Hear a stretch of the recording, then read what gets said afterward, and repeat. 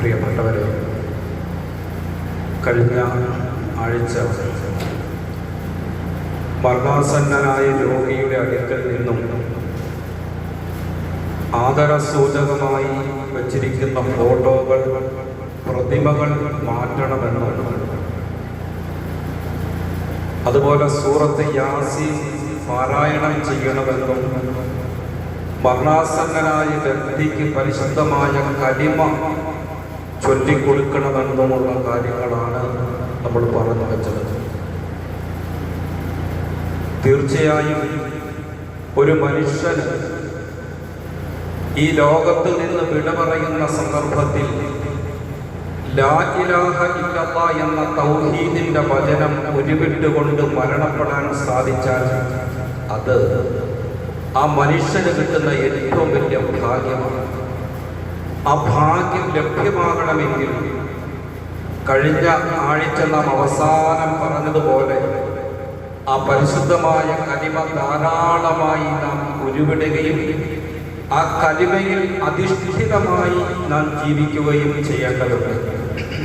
പ്രിയപ്പെട്ടവരെ, വിശുദ്ധമായ ഖുർആനിൽ അല്ലാഹു സുബ്ഹാനഹു വ തആല പറയുന്നുണ്ട്, ഇന്നല്ലദീന ഖാലൂ റബ്ബുനല്ലാഹ്, തീർച്ചയായും ഒരു വിഭാഗം ആളുകൾ ഖാലൂ, അവർ പ്രഖ്യാപിക്കുന്നു, റബ്ബുനല്ലാഹ്, ഞങ്ങളുടെ രക്ഷിതാവ് അല്ലാഹുവാണ്. അങ്ങനെ സദാ ഞങ്ങളുടെ രക്ഷിതാവ് അല്ലാഹുവാണ് എന്ന് പ്രഖ്യാപിക്കുകയും സുമ്മസ്തഖാമു, വെറും അധര വ്യായാമം നടത്തലല്ല, ആ പ്രഖ്യാപനത്തിൽ അധിഷ്ഠിതമായി ജീവിക്കുകയും ചെയ്യുന്നവർ. ലാ ഇലാഹ ഇല്ലല്ലാഹ് പ്രഖ്യാപിച്ച് ആ കലിമയിൽ അധിഷ്ഠിതമായി എന്ന് പറഞ്ഞാൽ ഇസ്ലാമിന്റെ നിയമങ്ങൾ, ഇസ്ലാമിന്റെ വിധിവിലക്കുകൾ അനുസരിച്ച് ജീവിക്കുന്ന ഒരു വ്യക്തി, ആ വ്യക്തി മരണപ്പെടുന്ന സമയത്ത് തതനസ്സലു അലൈഹിമുൽ മലായികതു, അവർ മരണമാസന്നമാകുന്ന സമയത്ത് മലക്കുകൾ ഇറങ്ങി വരും. ഒരു മലക്കല്ല, നമ്മുടെ റൂഹ് പിടിക്കാൻ ഒരു മലക്കല്ല ഇറങ്ങി വരുന്നത്. അസ്രായീൽ അലൈഹിസ്സലാം അല്ല. അസ്രായീൽ അലൈഹിസ്സലാം വരുന്നതിന് മുമ്പ് ആയിരക്കണക്കിന് മലക്കുകൾ ഒരു സത്യവിശ്വാസികളുടെ റൂഹ് പിടിക്കുന്നതിന് അസ്രായീൽ അലൈഹിസ്സലാമിന്റെ അകമ്പടി സേവിച്ചുകൊണ്ട് വരുമെന്ന് സയ്യിദുനാ റസൂലുള്ളാഹി സ്വല്ലല്ലാഹു അലൈഹി വസല്ലമ തങ്ങൾ പറയുകയാണ്. പ്രവാചകൻ പറഞ്ഞു, ഇന്നൽ അബ്ദൽ മുഅ്മിന ഇദാ കാന, ഒരു മുഅ്മിനായ മനുഷ്യൻ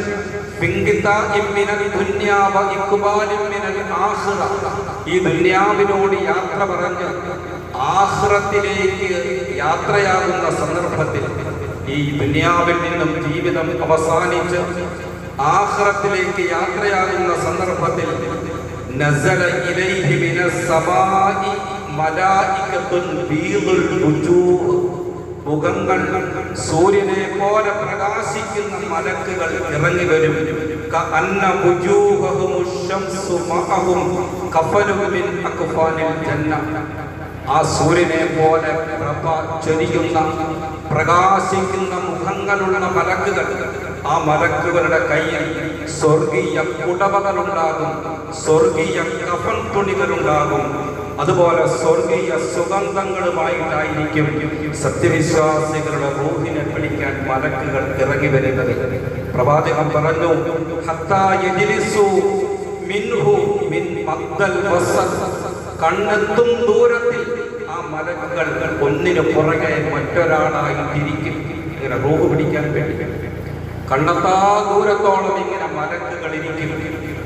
അവസാനം റൂഹ് പിടിച്ച് മലക്കുകൾ കൈമാറി കൈമാറി അല്ലാഹുവിന്റെ തിരുസവിധത്തിലേക്ക്, ഇല്ലീൻ എന്ന് പറയുന്ന അത്യുന്നതമായ സ്വർഗത്തിലേക്ക് ആ മനുഷ്യന്റെ ആത്മാവുമായി പറന്നു പോകുമെന്ന് ബഹുമാനപ്പെട്ട നബിയുനാ റസൂലുള്ളാഹി സ്വല്ലല്ലാഹു അലൈഹി വസല്ലം പഠിപ്പിക്കുകയാണ്. അങ്ങനെ മലക്കുകൾ സൂര്യനെ പോലെ പ്രകാശിക്കുന്ന സ്വർഗീയ പുടവകളും സ്വർഗീയ സുഗന്ധങ്ങളുമായി റൂഹ് പിടിക്കാൻ മലക്കുകൾ വരുന്ന ആ നല്ല നാടുകളിൽ, സജ്ജനങ്ങളിൽ അല്ലാഹു സുബ്ഹാനഹു വ തആല നമ്മളെ എല്ലാവരെയും ഉൾപ്പെടുത്തി അനുഗ്രഹിക്കുമാറാകട്ടെ. ഈ ദുർജനങ്ങളുടെ റൂഹ് പിടിക്കുന്ന ആ രംഗമൊക്കെ ഹദീസിൽ നമുക്ക് കാണാൻ കഴിയും. അത് വിശദീകരിച്ചാൽ നമ്മുടെ വിഷയം മാറിപ്പോകുന്നത് കൊണ്ട് പ്രിയപ്പെട്ടവരെ, ലാ ഇലാഹ ഇല്ലല്ലാഹ് പറയുകയും ആ പരിശുദ്ധമായ വചനത്തിൽ അധിഷ്ഠിതമായി ജീവിക്കുകയും ചെയ്യുന്ന ആളുകൾക്ക് മരണമാസന്നമാകുന്ന സന്ദർഭത്തിൽ തത്തനസ്സലു അലൈഹിമുൽ മലായികത്തു, മലക്കുകൾ ഇറങ്ങി വരും. ആ മലക്കുകൾ ഇറങ്ങി വന്നിട്ട് എന്താ പറയുക? അല്ലാ തഖാഫൂ വലാ തഹ്സനൂ വഅബ്ശിറൂ ബിൽ ജന്നത്തില്ലത്തി കുന്തും തുഅദൂൻ. മലക്കുകൾ സന്തോഷവാർത്ത അറിയിക്കും. എന്താ മരണമാസന്നമായ മനുഷ്യനോട് പറയുന്നത്? അല്ലാ തഖാഫൂ, ഇന്നു മുതൽ നീ അനന്തമായ അനശ്വരമായ ഒരു ജീവിതത്തിലേക്ക് പോകുകയാണ്. ആ ജീവിതത്തിൽ നീ ഭയപ്പെടേണ്ടതില്ല. വലാ തഹ്സനൂ, ആ ജീവിതത്തെ കുറിച്ച് ഓർത്ത് നീ ദുഃഖിക്കുകയും വേണ്ട. നീ പോകുന്നത് അല്ലാഹുവിന്റെ സ്വർഗ്ഗത്തിലേക്കാണ്. വഅബ്ശിറൂ ബിൽ ജന്നത്തില്ലത്തി കുന്തും തുഅദൂൻ, നിങ്ങളോട് വാഗ്ദാനം ചെയ്യപ്പെട്ട സ്വർഗ്ഗം കൊണ്ട് നിങ്ങൾ സന്തോഷിക്കുക എന്ന് മലക്കുകൾ പറയുമെന്ന് വിശുദ്ധ ഖുർആൻ പഠിപ്പിക്കുകയാണ്. പ്രിയപ്പെട്ടവരെ, ഇത് പറഞ്ഞുകൊണ്ട് ആ മനുഷ്യൻ ചെന്നെത്തുന്ന സ്വർഗം, ആ സ്വർഗത്തിൽ ആ മനുഷ്യന് ലഭ്യമാകുന്ന അനുഗ്രഹങ്ങൾ, ആ മനുഷ്യന് ആ സ്വർഗത്തിൽ കിട്ടുന്ന സ്ഥാനമാനങ്ങളൊക്കെ മലക്കുകൾ ഈ മനുഷ്യന്റെ മുമ്പിൽ കാണിച്ചു കൊടുത്തു. അത് കണ്ട് പുഞ്ചിരിച്ച് ആ മനുഷ്യൻ മരണപ്പെട്ടു പോകും. പുഞ്ചിരിച്ച് മരണപ്പെട്ടു പോകും. എന്തൊരു സന്തോഷകരമായ ഒരു അവസ്ഥയാണ്. ഈ സന്ദർഭത്തിൽ ഇത്തരത്തിൽ മരണപ്പെടുന്ന ആളുകളാണ് മരണപ്പെട്ടതിന് ശേഷം അവരുടെ മുഖം പ്രകാശിച്ചിരിക്കുന്നത് നമ്മൾ കണ്ടിട്ടുണ്ട്. അവരുടെ മുഖത്തൊരു ചെറിയ പുഞ്ചിരി വിടർന്നു നിൽക്കുന്നതായി നമ്മൾ കണ്ടിട്ടുണ്ട്. ഞാൻ പലപ്പോഴും പറഞ്ഞിട്ടുള്ളതുപോലെ, മയ്യത്ത് നമസ്കാരം, മയ്യത്ത് കണ്ടിട്ട് വീടിന്റെ പുറത്തിറങ്ങി വരുമ്പോൾ നമ്മൾ പറയും, മരിച്ചു കിടക്കുന്നത് പോലെ തോന്നുന്നില്ല, ഉറങ്ങിക്കിടക്കുന്നത് പോലെ തോന്നുന്നു. എന്തൊരു പ്രകാശമാണ് ആ മുഖത്ത്, പുഞ്ചിരിച്ചുകൊണ്ടാണല്ലോ കിടക്കുന്നത് എന്നിങ്ങനെ നമ്മൾ ചില ആളുകളെ കുറിച്ച് പറയാറുണ്ട്. ആരാണ് പ്രിയപ്പെട്ടവരെ? അവർ സൗന്ദര്യത്തിന്റെ നിറകുടങ്ങളായ മാലാഖമാരെ കണ്ടുകൊണ്ട് സന്തോഷിക്കുന്ന, സ്വർഗത്തിൽ തനിക്ക് ലഭ്യമാകാൻ പോകുന്ന അനുഗ്രഹങ്ങളെ കുറിച്ച് കണ്ട് സന്തോഷിക്കുന്ന ആളുകളാണ്. ആ സന്തോഷം അവരുടെ മുഖത്ത് വിടരുമ്പോൾ ആ വിടർന്ന പുഞ്ചിരിയോടെ അവർ മരണപ്പെട്ടു പോകും. ആ ചിരി മരണത്തിന് ശേഷം അവരുടെ മുഖത്ത് ഇങ്ങനെ പ്രകടമായി കാണാം. അല്ലാഹു ആ ഗണത്തിൽ നമ്മളെല്ലാവരും ഉൾപ്പെടുത്തി അനുഗ്രഹിക്കുമാറാകട്ടെ. പ്രിയപ്പെട്ടവരെ, അതുകൊണ്ട് പരിശുദ്ധമായ കലിമ ഉച്ചരിച്ചു മരണപ്പെടുക, രോഗം മരണമാസന്നമായ രോഗിയുടെ സമക്ഷത്തിൽ ലാ ഇലാഹ ഇല്ലല്ലാഹ് ഓർമ്മപ്പെടുത്തി കൊടുക്കണം. കഴിഞ്ഞ ആഴ്ച പറഞ്ഞതുപോലെ നിർബന്ധിച്ച് ചൊല്ലിക്കരുത്, ഓർമ്മപ്പെടുത്തി കൊടുക്കൽ മാത്രമാണ് നമ്മളുടെ ബാധ്യത. ഇനി കലിമയൊക്കെ ചൊല്ലി ഒരാൾ മരണപ്പെട്ടു. ഇനി നിങ്ങൾ പ്രത്യേകം ശ്രദ്ധിക്കണം. ഇനിയുള്ള വിഷയങ്ങൾ, ഒരാൾ മരണപ്പെട്ടാൽ പിന്നെ നമ്മൾ എന്താണ് ചെയ്യേണ്ടത്? നമ്മൾ ആദ്യം ഒരാൾ മരണപ്പെട്ടാൽ ചെയ്യേണ്ടത് ഫോൺ വിളിച്ച് മറ്റുള്ളവരെ അറിയിക്കലല്ല. മയ്യത്തിന്റെ കൂട്ടത്തിലുള്ള ആളുകൾ അല്ലെങ്കിൽ ആ മരണം നടക്കുന്ന വീട്ടിലെ ആളുകൾ ആദ്യം ചെയ്യേണ്ടത് മയ്യത്തിന്റെ 2 കണ്ണുകളും തിരുമി അടച്ചു കൊടുക്കണം. 2 കണ്ണുകളും തിരുമി അടച്ചു കൊടുക്കണം. ആര് മരണപ്പെട്ടാലും 2 കണ്ണുകളും തുറക്കപ്പെട്ട അവസ്ഥയിലായിരിക്കും മരണപ്പെടുന്നത്. ബഹുമാനപ്പെട്ട മഹദിയായ ഉമ്മു സലമ റളിയല്ലാഹു തആല അൻഹ പറയുന്നുണ്ട്, അബൂ സലമ റളിയല്ലാഹു തആല അൻഹു, ഉമ്മു സലമ റളിയല്ലാഹു അൻഹയുടെ ഭർത്താവാണ് അബൂ സലമ. ഈ അബൂ സലമ റളിയല്ലാഹു തആല അൻഹു മരണപ്പെടുന്ന സന്ദർഭത്തിൽ ദഖല റസൂലുള്ളാഹി സ്വല്ലല്ലാഹു അലൈഹി വസല്ലമ അലാ അബീ സലമ, അബൂ സലമ റളിയല്ലാഹു അൻഹുവിന്റെ അടുക്കലേക്ക് നബി സല്ലല്ലാഹു അലൈഹി വസല്ലമ തങ്ങൾ വന്നു. അബൂ സലമ റളിയല്ലാഹു അൻഹു വഫാത്തായ വാർത്ത അറിഞ്ഞുകൊണ്ട് കൊടുന്തനെ പ്രവാചകൻ സല്ലല്ലാഹു അലൈഹി വസല്ലം അബൂ സലമ റളിയല്ലാഹു അൻഹുവിന്റെ അടുക്കലേക്ക് വന്നപ്പോൾ വഖദ് ശുഖ ബസറുഹു, അദ്ദേഹത്തിന്റെ 2 കണ്ണും തുറക്കപ്പെട്ട അവസ്ഥയിലായിരുന്നു. 2 കണ്ണും തുറന്നിരിക്കുകയാണ്. ഹബീബായ പ്രവാചകൻ സല്ലല്ലാഹു അലൈഹി വസല്ലം ഫഅഖബലഹു, ആ 2 കണ്ണുകളും തിരുമി അടച്ചു എന്ന് ഉമ്മു സലമ റളിയല്ലാഹു അൻഹ പറയുന്നു. 2 കണ്ണുകളും. ഇത് ശരിക്കും പറഞ്ഞാൽ ഈ ജുമാ പ്രസംഗത്തിൽ പറയുന്ന ഒരു വിഷയമല്ല.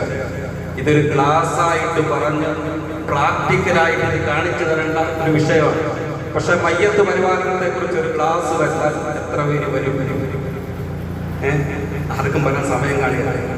ക്ലാസ് എടുക്കാൻ ഉസ്താദ് മാത്രമോടെ കാണും, ഒരൊറ്റ ആളിലാണ്. അതുകൊണ്ട് കുറഞ്ഞ സമയത്തിൽ എന്തെങ്കിലുമൊക്കെ പറയാൻ പറ്റുന്ന കാര്യങ്ങൾ, പഠിക്കാൻ പറ്റുന്ന കാര്യങ്ങൾ വെള്ളിയാഴ്ചകൾ ആവട്ടെ എന്ന് കരുതിയിട്ടാണ് ഇപ്പൊ ഈ വിഷയം പറയുന്നത്. പ്രിയപ്പെട്ടവരെ, ഈ രണ്ട് കണ്ണും തിരുമി അടയ്ക്കുമ്പോൾ നമുക്കൊക്കെ അറിയുന്നത് പോലെ നമ്മുടെ തള്ളവിരലിന്റെ ഈ വിരലിങ്ങനെ എടുത്തിട്ട് അതിന്റെ ഉൾഭാഗം കൊണ്ട് ഇങ്ങനെ രണ്ട് കണ്ണുകളിൽ ഇങ്ങനെ മയമായി തിരുമി അടച്ചു കൊടുക്കണം. ഈ രണ്ട് കണ്ണുകൾ തിരുമി അടയ്ക്കുന്ന സമയത്ത് ബിസ്മില്ലാഹി വ അലാ മില്ലത്തി റസൂലില്ലാഹി സ്വല്ലല്ലാഹു അലൈഹി വസല്ലം എന്ന് പറയണം. എങ്ങനെയാണ്? ബിസ്മില്ലാഹി വ അലാ മില്ലത്തി റസൂലില്ലാഹി സ്വല്ലല്ലാഹു അലൈഹി വസല്ലം എന്ന് പറഞ്ഞുകൊണ്ടാണ് രണ്ട് കണ്ണുകളും തിരുമി അടയ്ക്കേണ്ടത്. ആദ്യം രണ്ട് കണ്ണുകൾ തിരുമി അടയ്ക്കുക.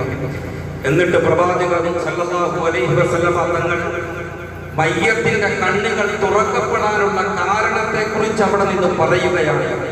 ഇന്ന റൂഹ ഇദാ ഖുബിദ തബിഅഹുൽ ബസർ. ഒരു മനുഷ്യന്റെ ആത്മാവ് പിടിക്കപ്പെട്ടാൽ ആ ആത്മാവും ആവാഹിച്ചുകൊണ്ട് മലക്കുകൾ എങ്ങോട്ടാണ് പോകുന്നത് എന്ന് ഈ മയ്യത്ത് ഇങ്ങനെ നോക്കിക്കിടക്കും. നമ്മുടെ ശരീരത്തിൽ നമ്മൾ ഗർഭസ്ഥ ശിശുവായിരിക്കുമ്പോൾ 4 മാസം പ്രായമുള്ളപ്പോൾ നമ്മുടെ മാതാവിന്റെ ഉദരത്തിൽ നാം കിടക്കുമ്പോഴാണ് നമ്മുടെ ശരീരത്തിൽ റൂഹ് ഊതപ്പെട്ടത്. 4-ാം മാസമാണ് റൂഹ് ഊതപ്പെട്ടത്. 40 ദിവസം നമ്മൾ രേതസ്കണമായി ഗർഭാശയത്തിൽ കിടക്കുന്നു. പിന്നെ ഒരു 40 ദിവസം കഴിയുമ്പോൾ നമ്മൾ രക്തപിണ്ഡമായി മാറുന്നു.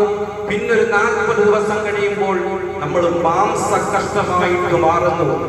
അപ്പം 4 4 8 4 120 4 മാസമാണ്. 4 മാസമാകുമ്പോൾ ഒരു മലക്ക് നമ്മുടെ ഉമ്മയുടെ മാതാവിന്റെ ഗർഭാശയത്തിലേക്ക് വരികയും നമ്മുടെ ശരീരത്തിൽ റൂഹ് ഊതുകയും ചെയ്യും.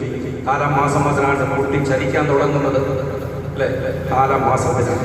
4-ാം മാസത്തിൽ നമ്മുടെ ശരീരത്തിലേക്ക് ഊതപ്പെട്ട ഈ റൂഹിനെ, എന്റെ പ്രിയപ്പെട്ട സഹോദരന്മാരെ, നമ്മൾ ആരെങ്കിലും ഇന്ന് വരെ കണ്ടിട്ടുണ്ടോ?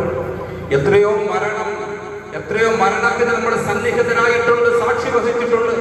ആരുടെയെങ്കിലും ശരീരത്തിൽ നിന്നും റൂഹ് പറന്നുയരുന്നത്, അല്ലെങ്കിൽ മലക്കുകൾ റൂഹിനെ പിടിക്കുന്നത്, റൂഹിനെ, ആത്മാവിനെ ആരെങ്കിലും കണ്ടിട്ടുണ്ടോ? ആരും ഇന്ന് വരെ ആത്മാവിനെ കണ്ടിട്ടില്ല. പക്ഷേ നമ്മുടെ ശരീരത്തിൽ റൂഹുള്ളത് കൊണ്ടാണ് നമുക്കും മനുഷ്യരെന്ന് തന്നെ പറയാൻ കഴിയുക. എന്റെ ശരീരത്തിൽ നിന്നും റൂഹ് പിരിഞ്ഞാൽ ആരും എന്നെ കുറിച്ച് ഷാജഹാൻ ഉസ്താദെന്നോ ഷാജഹാൻ മൗലവിയെന്നോ പറയുകയില്ല. ജനാസ എന്നേ നമ്മളെ കുറിച്ച് പറയുകയുള്ളൂ, അല്ലെങ്കിൽ മയ്യത്തന്നെ നമ്മളെ കുറിച്ച് പറയുകയുള്ളൂ. പ്രിയപ്പെട്ട പിതാവ് മരണപ്പെട്ടാലും മകൻ പറയും അത്താട കബർ ഇന്ന സമയത്ത് അടക്കും എന്നല്ല പറയുന്നത്. ഇന്നയാളുടെ ജനാസ ഇന്ന സമയത്ത് അടക്കും. നമ്മുടെ പേര് തന്നെ മാറും. നമ്മുടെ ശരീരത്തിൽ റൂഹുള്ളത് കൊണ്ടാണ് നമുക്ക് ഈ പേര് തന്നെ ഉള്ളത്. ആ റൂഹിനെ പ്രിയപ്പെട്ടവരെ നമ്മളെല്ലാവരും കാണും. ആ കാണുന്ന സമയമാണ് മരണസമയം. കാലിന്റെ പെരുവിരലിൽ നിന്നും റൂഹ് പിടിച്ച് ഒരു മനുഷ്യന്റെ റൂഹ് ഏറ്റവും അവസാനം പിടിക്കുന്നത് കണ്ണിന്റെ റൂഹാണ്. കണ്ണിലൂടെയാണ് റൂഹ് പിരിയുന്നത്. അതുകൊണ്ട് ആ റൂഹ് എങ്ങോട്ടാണ് പോകുന്നത് എന്നിങ്ങനെ കണ്ണിങ്ങനെ തുറിച്ചു നോക്കിക്കൊണ്ടിരിക്കും. അതാണ് വിശുദ്ധ ഖുർആൻ പറയുന്നത്, ലഖദ് കുന്ത ഫീ ഗഫലത്തിൻ മിൻ ഹാദാ ഫകശഫ്നാ അൻക ഇതാഅക ഫബസറുക യൗമ ഹദീദ്. മനുഷ്യനോട് മരണത്തെ കുറിച്ച് പറയുമ്പോൾ അവൻ അശ്രദ്ധരായി കേട്ടിരിക്കുന്നു. മരിക്കുമെന്ന ചിന്ത ആർക്കുമില്ല. മരണത്തെ കുറിച്ചുള്ള ചിന്ത, ആ ചിന്തയെ തൊട്ട് മനുഷ്യൻ അശ്രദ്ധനാണ്. അശ്രദ്ധയിലാണ് മനുഷ്യൻ. ഈ മരണത്തെ കുറിച്ച് മനുഷ്യൻ അശ്രദ്ധനാണ്. നിന്റെ ശരീരത്തിൽ നിന്നും റൂഹ് പിരിയും എന്ന് പറയുമ്പോൾ മനുഷ്യൻ അത് ഉൾക്കൊള്ളുകയില്ല. മരണത്തെ മറന്നുകൊണ്ട് ജീവിക്കുന്ന മനുഷ്യൻ, ആ മനുഷ്യന് മരണമാസന്നമായി കഴിയുമ്പോൾ ഖുർആൻ പറയുകയാണ്, എന്നാൽ ഇപ്പോൾ നിന്നിൽ നിന്നും നിന്റെ ആ മൂടുപടം ഞാൻ മാറ്റിക്കളയും. കണ്ണിനൊരു മൂടിയിട്ടിരിക്കുകയാണ് അല്ലാഹു. റൂഹ് പിരിയുന്ന സമയത്ത് ആ മൂടുപടം, ആ മറ കണ്ണിൽ നിന്നും നീക്കും. ഈദ് അന്ന് കണ്ണിന് വലിയ മൂർച്ചയായിരിക്കും, കണ്ണിന് വലിയ കാഴ്ചയായിരിക്കും. ആ ദിവസം നിന്റെ ശരീരത്തിൽ കുടികൊണ്ടിരുന്ന ആത്മാവിനെ നീ കാണുമെന്ന് പരിശുദ്ധമായ ഖുർആൻ പറയുകയാണ്. പ്രിയപ്പെട്ടവരെ, നമ്മുടെ ശരീരത്ത് ഏറ്റവും അവസാനം വേർപിരിയുന്നത് കണ്ണിൽ നിന്നാണ്. റൂഹ് വേർപിരിയുന്നത്. ബഹുമാനപ്പെട്ട റസൂലുള്ളാഹി സ്വല്ലല്ലാഹു അലൈഹി വസല്ലമ തങ്ങൾ പറഞ്ഞു, ഇന്ന റൂഹ ഇദാ ഖുബിദ തബിഅഹുൽ ബസർ. റൂഹ് പിരിയുമ്പോൾ ആ റൂഹിനെ കണ്ണിങ്ങനെ പിന്തുടരും. ഇന്നൽ ഐന ആഖിറു ഷൈഇൻ യഖ്റുജു മിൻഹു റൂഹു. കണ്ണിൽ നിന്നാണ് ഏറ്റവും അവസാനം റൂഹ് പുറപ്പെടുന്നത്. വഅവ്വലു ഷൈഇൻ യുസ്റഉ ഇലൈഹിൽ ഫസാദു. നമ്മുടെ ശരീരത്തിൽ ആദ്യം അഴുകി പോകുന്നത്, ജീർണിച്ചു പോകുന്നത് നമ്മുടെ രണ്ട് നേത്രങ്ങളായിരിക്കും, നമ്മുടെ കണ്ണുകളായിരിക്കും ആദ്യം അഴുകിപ്പോകുന്നത്. ഒരു 3 ദിവസം കഴിയുമ്പോൾ നമ്മുടെ കണ്ണിന്റെ സ്ഥാനത്ത് 2 ഗുഹകളായിരിക്കും. പ്രിയപ്പെട്ടവരെ, നമ്മൾ ആരെങ്കിലും ചിന്തിക്കുന്നുണ്ടോ? നമ്മുടെ ശരീരത്തിലെ ഏറ്റവും വലിയ അനുഗ്രഹമാണ് നമ്മുടെ കണ്ണ്. നമ്മൾ മരണപ്പെട്ട് കഴിയുമ്പോൾ ആദ്യം വയറല്ല, മറ്റവയവങ്ങളല്ല അഴുകിപ്പോകുന്നത്, ജീർണിച്ചു പോകുന്നത് നമ്മുടെ കണ്ണായിരിക്കും. ബഹുമാനപ്പെട്ട തഴവ ഉസ്താദ് പറഞ്ഞതുപോലെ ഒരു 3 ദിവസം കൊണ്ട് സുഹൃത്തുക്കളെ നമുക്കുള്ള നേത്രം രണ്ടും അഴുകുന്നതാണൊരു 3 ദിവസം കൊണ്ടും. ഒരു 3 ദിവസം കഴിയുമ്പോൾ സുഹൃത്തുക്കളെ നമുക്കുള്ള നേത്രം രണ്ടും, 2 നേത്രങ്ങളും അത് ജീർണിച്ചു പോകും. പിന്നെ അവിടെ കാണുന്നത് ഉടൻ തന്നെ മുഖമിൽ കാണുമേ ഗുഹ 2. നോക്കുന്ന പക്ഷം മണ്ടുമേ ഭയം കൊണ്ട്. ഇവയൊക്കെ നീ ചിന്തിച്ചു കരയുക സോദര, എന്നാൽ സുറൂറായി നീ കടക്കും മറുകര. ഇതിനെ കുറിച്ചൊക്കെ ഓർത്ത് കരയാനാണ് തഴവ ഉസ്താദ് പറയുന്നത്. എങ്കിൽ നിനക്ക് സന്തോഷത്തോടെ പരലോക ജീവിതം പ്രാപിക്കാൻ കഴിയുമെന്ന് അദ്ദേഹം പറയുമ്പോൾ, പ്രിയപ്പെട്ടവരെ, നമ്മുടെ ശരീരം, നമ്മുടെ കണ്ണിൽ നിന്നും അവസാനം റൂഹ് പിരിയും. നമ്മുടെ ശരീരത്തിൽ ഏറ്റവും ആദ്യം അഴുകിപ്പോകുന്നത് നമ്മുടെ കണ്ണുകളായിരിക്കും. ഈ റൂഹ് പിരിയുന്നത് നോക്കിക്കൊണ്ട് കിടക്കുന്നത് കൊണ്ടാണ് നമ്മുടെ 2 കണ്ണുകൾ തുറക്കപ്പെട്ട നിലയിൽ കാണുന്നത്. അങ്ങനെ കണ്ണുകൾ തുറക്കപ്പെട്ട അവസ്ഥയിലുള്ള മയ്യത്ത്, ആ മയ്യത്തിന്റെ 2 കണ്ണുകളും തിരുമി അടച്ചു കൊടുക്കണം. ആ കണ്ണടയ്ക്കുമ്പോൾ ബിസ്മില്ലാഹി വ അലാ മില്ലത്തി റസൂലില്ലാഹി സ്വല്ലല്ലാഹു അലൈഹി വസല്ലം എന്ന് പറയുക. പിന്നെ നമ്മൾ ശ്രദ്ധിക്കാനുള്ളത് താടി. ഇതൊക്കെ നമുക്കറിയാം, ചില ആളുകൾക്കറിയാം, ചിലവർക്കറിയില്ല. താടി ഒരു വീതിയുള്ള ശീല കൊണ്ട്, തുണി കൊണ്ട് തലയിലേക്ക് ഇങ്ങനെ കെട്ടിക്കൊടുക്കണം. അതുപോലെ തന്നെ നമ്മൾ ചെയ്യേണ്ട പ്രധാനപ്പെട്ട ഒരു കാര്യം, സന്ധികളൊക്കെ ലൂസാകുന്ന ഒരു സന്ദർഭമാണ് ഒരാൾ മരണപ്പെടുമ്പോൾ. ആ സന്ധികളൊക്കെ മയപ്പെടുത്തി കൊടുക്കണം. അതായത് കൈയുടെ വെള്ളം ഇങ്ങനെ ലൂസാക്കി കൊടുക്കണം. ഈ മുഴങ്കൈ തോട് കൈയിലേക്ക് ഇങ്ങനെ മടക്കി ഇങ്ങനെ നൂർത്തി കൊടുക്കണം. കാലിന്റെ തണ്ണങ്കാല് തുടയിലേക്ക്, തുട വയറിലേക്ക് ഇങ്ങനെ ചേർത്ത് മടക്കി അതൊക്കെ ലെവലാക്കി മയപ്പെടുത്തി കൊടുക്കണമെന്ന് കർമ്മശാസ്ത്ര പണ്ഡിതന്മാർ പറയുകയാണ്. ഇനി ആ രീതിയിൽ ഇത് ചെയ്തില്ലെങ്കിൽ ശരീരം തണുത്ത് ഉറഞ്ഞു പോയാൽ അവയവങ്ങൾ നൂർക്കാൻ പ്രയാസമാണ്. അതിനുശേഷം ബലം പിടിച്ച് മയ്യത്തിന്റെ അവയവങ്ങൾ ബലം പിടിച്ച് നൂർക്കലുമൊക്കെ തെറ്റാണ്. അത് മയ്യത്തിനെ വേദനപ്പെടുത്തുന്ന കാര്യമാണെന്ന് മഹാന്മാരായ പണ്ഡിതന്മാര് നമ്മളെ പഠിപ്പിക്കുന്നു. അതുപോലെ തന്നെ പ്രിയപ്പെട്ടവരെ, ഒരാൾ മരണപ്പെട്ട് കഴിഞ്ഞാൽ പിന്നീട് നമ്മൾ ചെയ്യേണ്ടത് ആ മയ്യത്തിന്റെ ശരീരത്തിലുള്ള വസ്ത്രങ്ങളൊക്കെ നീക്കിക്കൊടുക്കണം. ഇതിനൊന്നും അടുത്ത് നിന്ന് നമ്മൾ ഒരാളെ പിടിക്കേണ്ട ആവശ്യമില്ല. നമ്മുടെ വീട്ടിലൊരു മരണം നടന്നാൽ പ്രാഥമികമായി നമ്മൾ ചെയ്തു കൊടുക്കേണ്ട കാര്യങ്ങളാണ് ഇതൊക്കെ. നമ്മുടെ ആ മയ്യത്തിന്റെ ശരീരത്തിൽ നിന്നും വസ്ത്രങ്ങളൊക്കെ മാറ്റി എന്തെങ്കിലും നെജിസോ അഴുക്കുകളോ ഉണ്ടെങ്കിൽ അതൊക്കെ തുടച്ച് ഒരു ഉയർന്ന സ്ഥലത്ത്, കട്ടില് പോലത്തെ ഉയർന്ന സ്ഥലത്ത് മയ്യത്തിനെ കിടത്തണം. കർമ്മശാസ്ത്ര പണ്ഡിതന്മാർ പഠിപ്പിക്കുന്നു. അങ്ങനെ കിടത്തുമ്പോൾ പോളിസ്റ്ററിന്റെ മയ്യത്തിന്റെ ശരീരം ചൂടാകുന്ന തരത്തിലുള്ള വസ്ത്രങ്ങളൊന്നും മയ്യത്തിനെ പുതപ്പിക്കാനോ മയ്യത്തിനെ കിടത്തുന്ന ആ കട്ടിലോ ഇടാൻ പാടില്ല.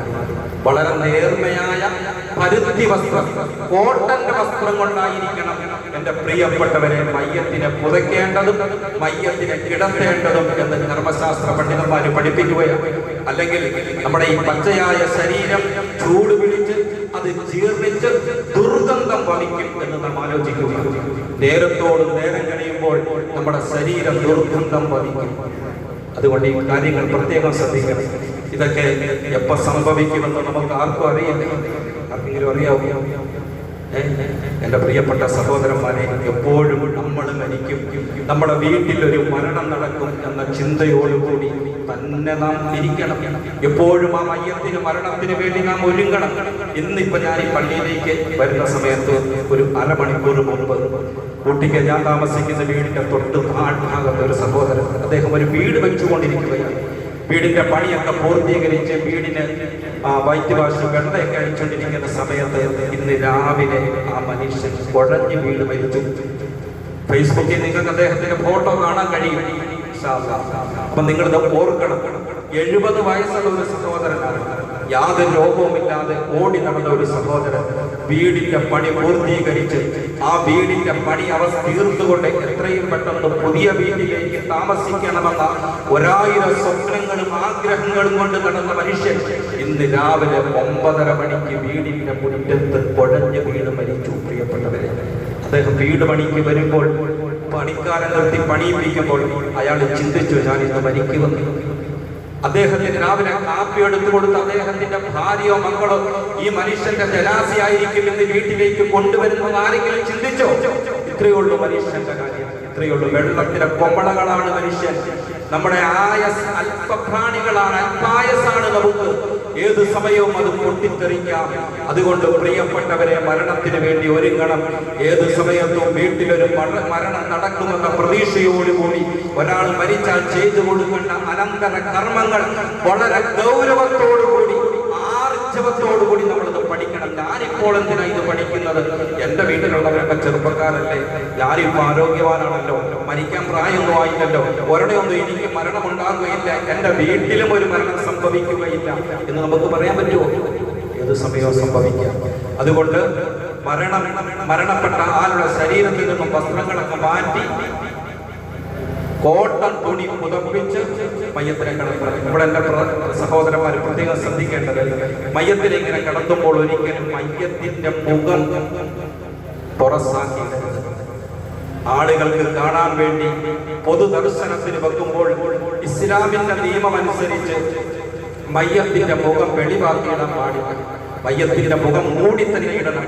ആരെങ്കിലും കാഴ്ചക്കാരായിട്ട് വന്നാൽ ആ വരുന്ന ആൾ തുണി ഉയർത്തി കണ്ടോട്ടെ, അല്ലെങ്കിൽ അടുത്താരെങ്കിലും ഇരുന്ന് ഇത് കാണിച്ചു കൊടുക്കണം. ഒരിക്കലും മയ്യത്തിന്റെ മുഖം വെളിവാക്കി തുറസാക്കി ഇടാൻ പാടില്ലെന്ന് പണ്ഡിതന്മാർ നമ്മെ പഠിപ്പിക്കുകയാണ്.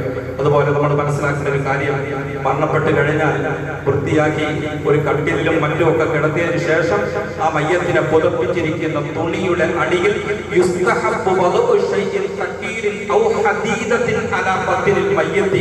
മയ്യത്തിന്റെ വയറിന്റെ മേലെ എന്തെങ്കിലും ഭാരമുള്ള വസ്തു, നമ്മുടെ നാട്ടിലെ അരി എടുത്തു വെക്കുന്നത് അതിപ്പോ ഒരു ആദത്തായി ഒരു പതിവായി പോയിരിക്കുകയാണ്. അരിയെ വെക്കാവൂ എന്നൊരു ചിന്തയാണ് നമുക്ക്. അരി തന്നെ വെക്കണമെന്നൊന്നുമില്ല. ഗർഭശാസ്ത്ര പണ്ഡിതന്മാർ പഠിപ്പിക്കുന്നത് ഏറ്റവും നല്ലത് ഇരുമ്പാണ്. ഒരു ചെറിയ ഇരുമ്പിന്റെ കഷ്ടം. ഇപ്പോ ഈ ചില അസുഖങ്ങളുണ്ടല്ലോ, എന്താ ഈ നിന്നലിപ്പി, ചുടലിയുടെ അസുഖം. ആ സമയത്ത് നമ്മൾ ഇരുമ്പാണ് കയ്യിൽ കൊടുക്കുന്നത്. അതിൽ വലിയൊരു രഹസ്യമുണ്ട്. അപ്പൊ നമ്മുടെ മയ്യത്ത് ഒരാൾ മരിച്ചു കിടന്നാൽ ആ മയ്യത്തിന്റെ വയറിൽ വെക്കാൻ ഏറ്റവും നല്ലത് ചെറിയൊരു ഇരുമ്പിന്റെ കഷ്ണമാണ്. അല്ലെങ്കിൽ പച്ച മണ്ണ് ഉരുട്ടി ഒരു തുണിയിൽ പൊതിഞ്ഞ് ആ മയ്യത്തിന്റെ വയറ്റിൽ വെക്കണം. അരി പോലുള്ള ധാന്യങ്ങൾ വെക്കണമെന്ന് കർമ്മശാസ്ത്ര പണ്ഡിതന്മാര് ഫിഖിന്റെ കിതാബുകളിലില്ല. പിന്നെ എന്തെങ്കിലും ഭാരമുള്ള വസ്തു വെക്കണമെന്ന അടിസ്ഥാനത്തിലാണ് ഇപ്പൊ നമ്മുടെ നാട്ടിൽ ആ ഒരു കാര്യം നടന്നു വരുന്നത്. അങ്ങനെ വെച്ചില്ലെങ്കിൽ അങ്ങനെ ഊതി തീർക്കും ആ വയർ. അത് കാഴ്ചക്കാർക്കൊരു ഒരു ബുദ്ധിമുട്ടായിരിക്കും. അതുകൊണ്ട് വയറ് ഊതി തീർക്കാതിരിക്കാൻ മയ്യത്തിന്റെ വയറ്റിൽ എന്തെങ്കിലും ഭാരമുള്ള വസ്തുക്കൾ വെക്കണമെന്ന് കർമ്മശാസ്ത്ര പണ്ഡിതന്മാരെ നമ്മെ പഠിപ്പിക്കുകയാണ്. അങ്ങനെ പ്രിയപ്പെട്ട സഹോദരന്മാരെ, ഒരു മരണം നടന്ന ബഹുമാനപ്പെട്ട, ഞാൻ പറഞ്ഞു വന്ന ഹദീസിന്റെ അവസാന ഭാഗം പറയുകയാണ്. ബഹുമാനപ്പെട്ട സയ്യിദുനാ റസൂലുള്ളാഹി സ്വല്ലല്ലാഹു അലൈഹി വസല്ലമ തങ്ങൾ അബൂ സലമ റളിയല്ലാഹു തആല അൻഹു വഫാത്തായപ്പോൾ അവിടേക്ക് ചെന്നിട്ട് പ്രവാചകൻ അദ്ദേഹത്തിന്റെ 2 കണ്ണുകൾ തിരുമിയടച്ചു കൊടുത്തു. അപ്പോഴത്തേക്കും വീട്ടിന്റെ അകത്തു നിന്നും ധീരധോദനങ്ങളും അട്ടഹാസങ്ങളും നിലവിളികളും. നമ്മളെ പോലെ തന്നെയാണ് സഹാബാക്കളും. ആ മരണം നടന്ന സമയത്ത് വീടിന്റെ അകത്ത് നിന്ന് സ്ത്രീകളും കുട്ടികളുമൊക്കെ വലിയ വായിൽ ഇങ്ങനെ നിലവിളിക്കാൻ തുടങ്ങി. പ്രവാചകൻ സല്ലല്ലാഹു അലൈഹി വസല്ലം തങ്ങൾ പറഞ്ഞു, ലാ തദഉ അലാ അൻഫുസികും ഇല്ലാ ബിഖൈർ. നല്ലതല്ലാതെ ഒന്നും വിളിച്ച് നിങ്ങൾ പറയരുത്. മയ്യത്തിനെ കുറിച്ച് ആവശ്യമില്ലാത്തത് പറഞ്ഞ് അട്ടഹസിച്ച് കരയരുത്. ഞങ്ങളെ ഇട്ടിട്ട് പോയേ, ഇനി ഞങ്ങൾക്ക് ആരാണ്, ഇനി ഞങ്ങൾക്ക് പിന്നെ ഇത്ര പെട്ടെന്ന് പോകുമെന്ന് ഞങ്ങൾ വിചാരിച്ചില്ല എന്നൊക്കെ പറഞ്ഞ് കരയുന്ന ഒരു രീതി ഉണ്ടല്ലോ. ആ രീതി ശരിയല്ലെന്ന് അഷ്റഫുൽ ഖൽഖി നബിയുനാ റസൂലുള്ളാഹി. മനസ്സിലാവുന്നുണ്ടോ നിങ്ങൾക്ക്? മയ്യത്ത് ഒരാൾ മരണപ്പെട്ടാൽ കരയാം. ആ കരയുന്ന രൂപവും കാര്യങ്ങളൊക്കെ ഇൻഷാ അല്ലാഹ് നമുക്ക് വരുന്ന ആഴ്ച പറയാം. ഒരിക്കലും അട്ടഹസിച്ച് കരയരുത്. ആവശ്യമില്ലാത്ത കാര്യങ്ങൾ ഞങ്ങളെ ഇട്ടിട്ട് പോയേ എന്നൊന്നും വിളിച്ചു പറയരുത്. അതുപോലെ ഇനി ഞങ്ങൾക്ക് ആരുണ്ട് എന്നൊക്കെ വിളിച്ചു നിലവിളിക്കാൻ പാടില്ല. കാരണം പ്രവാചകൻ പറഞ്ഞു, ഫഇന്നൽ മലായികത തുഅമ്മിനു അലാ മാ തഖൂലൂൻ. നിങ്ങൾ മയ്യത്തിനെ കുറിച്ച് വിളിച്ച് അട്ടഹസിച്ച് വിളിച്ച് കരയുമ്പോൾ മലക്കുകൾ ആമീൻ എന്ന് പറയും.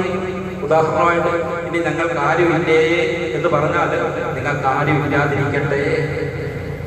ആരുമില്ലാതിരിക്കട്ടെ എന്ന് മലക്ക് പറയും. അതുകൊണ്ട് ഇനി ഞങ്ങൾക്ക് ആരുണ്ട്, ഞങ്ങൾക്ക് ആരുമില്ല, ഈ രീതിയിലുള്ള കാര്യങ്ങളൊന്നും പറഞ്ഞ് നിലവിളിച്ച് കരയരുതെന്ന് സയ്യിദുനാ റസൂലുള്ളാഹി സല്ലല്ലാഹു അലൈഹി വസല്ലം തങ്ങൾ പഠിപ്പിച്ചു. പ്രിയപ്പെട്ടവരെ, 2 കണ്ണുകളും തിരുമിയടച്ച് പ്രവാചകൻ അബൂ സലമ റളിയല്ലാഹു അൻഹുവിന്റെ വീട്ടിൽ അദ്ദേഹത്തിന്റെ വിയോഗത്തെ തുടർന്ന് നിലവിളിച്ച ആളുകളെയൊക്കെ സമാധാനപ്പെടുത്തി അവരോടൊക്കെ ക്ഷമിക്കണമെന്ന് പറഞ്ഞതിന് ശേഷം അബൂ സലമ റളിയല്ലാഹു അൻഹുവിന്റെ വീട്ടിലിരുന്നു കൊണ്ട് പ്രവാചക തിരുമേനി സല്ലല്ലാഹു അലൈഹി വസല്ലം തങ്ങൾ പ്രാർത്ഥിക്കുകയാണ്. ഇതൊക്കെയാണ് നമ്മൾ മരിച്ച വീട്ടിൽ പോയി പ്രാർത്ഥിക്കാനുള്ള തെളിവ്. ഇന്നിപ്പം ചില വീടുകളിലേക്ക് ചെന്നാൽ ആ പോകുന്നതിന് മുമ്പ് വഴിയിൽ ആളുകളെ നിർത്തിയേക്കുകയാണ്. എന്തിനാ? ഇവിടെ ആരും പ്രാർത്ഥിക്കല്ലേ, ആരും യാസീൻ ഓതിയേക്കല്ലേ, ഇവിടെ ആരുടെയും പ്രാർത്ഥന ആവശ്യമില്ല. അഡ്വാൻസ് ആയിട്ട് പറഞ്ഞ ആളുകളെ നിർത്തിയിരിക്കുകയാണ്. അല്ലാഹുവിന്റെ റസൂൽ സല്ലല്ലാഹു അലൈഹി വസല്ലം അബൂ സലമ റളിയല്ലാഹു തആല അൻഹുവിന്റെ വഫാത്ത് നടന്ന സന്ദർഭത്തിൽ പ്രവാചകൻ പ്രാർത്ഥിക്കുകയാണ്, അല്ലാഹുമ്മ ഉഫ്ലി അബീ സലമ. ഇത് മുസ്ലിം റളിയല്ലാഹു അൻഹു നിവേദനം ചെയ്ത വളരെ സഹീഹായ പ്രാമാണികമായ ഹദീസാണ്. പ്രിയപ്പെട്ടവരെ, അല്ലാഹുവിന്റെ റസൂൽ പറഞ്ഞു, അല്ലാഹുമ്മ ഉഫ്ലി അബീ സലമ. അല്ലാഹുവേ, അബൂ സലമയ്ക്ക് നീ പുറത്തു കൊടുക്കണമേ. വറുഫഅ ദറജതഹു ഫിൽ മഹ്ദിയീൻ. സന്മാർഗചാരികളായ മഹത്തുക്കളുടെ ഗണത്തിൽ അബൂ സലമയെ നീ ഉൾപ്പെടുത്തണമേ. ഇദ്ദേഹത്തിന്റെ കുടുംബത്തിന്റെ കാര്യങ്ങൾ നീ ഏറ്റെടുക്കണമേ. അല്ലാഹുവേ, അബൂ സലമയുടെ ഖബറിനെ നീ വിശാലമാക്കി കൊടുക്കണം.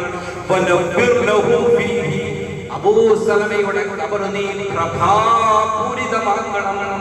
ഇങ്ങനെ അല്ലാഹുവിന്റെ റസൂൽ സല്ലല്ലാഹു അലൈഹി വസല്ലം തങ്ങൾ അബൂ സലമയുടെ വീട്ടിൽ പോയി ദുആ ചെയ്തതായിട്ട് നമുക്ക് കാണാൻ കഴിയും. അതിന്റെ അടിസ്ഥാനത്തിൽ പ്രിയപ്പെട്ട സഹോദരന്മാരെ, നമ്മൾ ഒരാളുടെ മയ്യത്ത് കാണാൻ പോകുമ്പോൾ, നമ്മളൊരു മരണ വീട്ടിലേക്ക് പോകുമ്പോൾ നമ്മുടെ പ്രധാനപ്പെട്ട ഒരു ബാധ്യതയാണ് ആ മയ്യത്തിന് വേണ്ടി ദുആ ചെയ്യുക.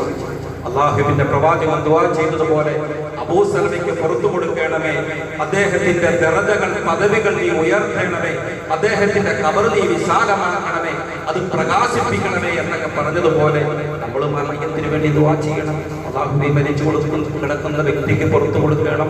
അദ്ദേഹത്തിന് സ്വർഗത്തിൽ വലിയ പദവികൾ കൊടുക്കണം. അദ്ദേഹം ചെന്നു ചേരാൻ പോകുന്ന ഖബർ നീ വിശാലമാക്കണം. അദ്ദേഹത്തിന്റെ ഖബർ നീ പ്രകാശിപ്പിക്കണം എന്നിങ്ങനെ നമ്മൾ പ്രാർത്ഥിക്കണം.